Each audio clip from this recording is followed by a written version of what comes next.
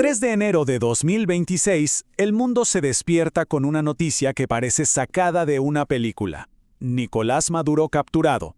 Pero ojo, mientras los medios explotaban, la historia oficial, empezó a hacer agua por todas partes. Quedó claro que lo que nos contaron era solo la superficie. Y de inmediato, claro, se desató una tormenta. Una avalancha de información, desinformación, teorías, que era verdad, que era mentira. La verdad no solo se escondió, sino que se hizo pedazos, dejándonos a todos con la misma pregunta en la cabeza. ¿Cómo es posible que un presidente simplemente desaparezca en pleno siglo XXI? Para tratar de entenderlo, vamos a hacer una cuenta regresiva. Vamos a explorar las 8 capas, las 8 caras de esta historia y vamos a ir de lo más increíble a lo verdaderamente aterrador, para intentar descifrar qué fue lo que pasó en realidad. Empecemos por el número 8. Esta es la capa más superficial, la más caótica. Y es que antes de cualquier movimiento militar, la primera batalla se libró aquí, en nuestros celulares. Fue un ataque 100% digital. El nivel de caos fue impresionante. En cuestión de minutos ya estaba circulando por todas partes una foto de Maduro capturado. El detalle era una imagen creada con inteligencia artificial, tan bien hecha que hasta tenía una marca de agua invisible de Google para probarlo. Al mismo tiempo, aparecían videos de bombardeos en Caracas que en realidad eran de un ataque de Irán a Israel del año anterior. El plan era obvio: crear confusión, sembrar pánico y paralizar a todo el mundo. Ahora en el número 7, la cosa se pone más tangible. Aquí encontramos un incentivo muy poderoso. Uno que perfectamente pudo ser el combustible de una traición. 50 millones de dólares.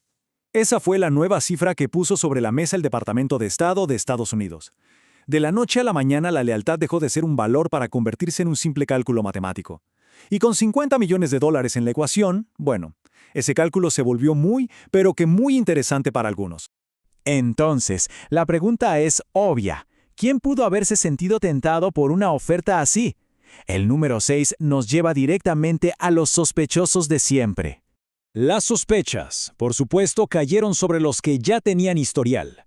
Por un lado, Hugo "El Pollo" Carvajal, el ex jefe de inteligencia militar que ya estaba cantando todo en Estados Unidos. Por el otro, Tarek El Aissami, el que fuera un ministro todopoderoso y que el mismo Maduro ya había tachado de traidor. Eran los candidatos perfectos, quizá demasiado perfectos. Pasemos al número 5. Y aquí la cosa se pone mucho más personal y mucho más peligrosa. La teoría de la traición se acerca peligrosamente al círculo de poder. ¿Y si el traidor no era alguien que ya estaba fuera, sino alguien que seguía dentro? Aquí la historia da un giro escalofriante. Nace la teoría de la llave interna. La idea de que un general de la más absoluta confianza de Maduro, con una sola llamada, con una sola orden, desactivó todo el aparato de defensa desde adentro. Una traición en el corazón mismo del poder. Y cuando pensábamos que no se podía poner más raro, llegamos al número 4.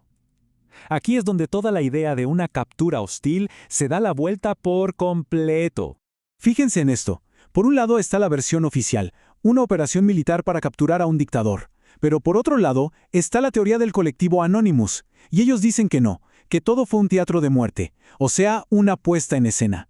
Un guión perfectamente pactado para que una salida negociada pareciera un conflicto real y así legitimar el acuerdo ante el mundo.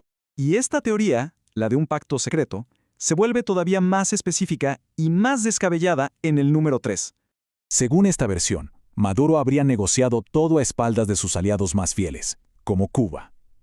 La supuesta prueba: sus 3 anillos de seguridad, que eran famosos por ser impenetrables, simplemente se esfumaron justo antes del operativo. Una coincidencia que parece imposible, a menos que la orden viniera de muy arriba. Nos acercamos al final, y en el número 2 se revela la lógica verdaderamente fría y escalofriante que podría estar detrás de una traición a este nivel.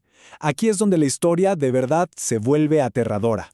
Esta cita de un análisis de inteligencia lo dice todo, y es brutalmente honesta. Olvidémonos de ideologías, de democracia, de lealtades. Esto fue un cálculo puro y duro de supervivencia. Porque en un régimen así, parece que llega un momento en el que la única jugada que te queda para salvar el pellejo es vender a tu líder. Y así llegamos al número 1, al aspecto más inquietante, al más terrorífico de toda esta historia. Y aquí está la verdad más terrible de todas. La captura de una persona, por muy poderosa que sea, podría no significar absolutamente nada. Porque si la estructura, si todo el sistema que lo puso y lo mantuvo en el poder sigue ahí, intacto, es solo cuestión de tiempo para que otro rostro, uno nuevo, se siente en el mismo lugar. Lo que nos deja con la única pregunta que de verdad importa, una que va a definir el futuro de millones de personas. Después de todo el caos, el dinero, la traición y el teatro, ¿quién realmente tiene el poder ahora?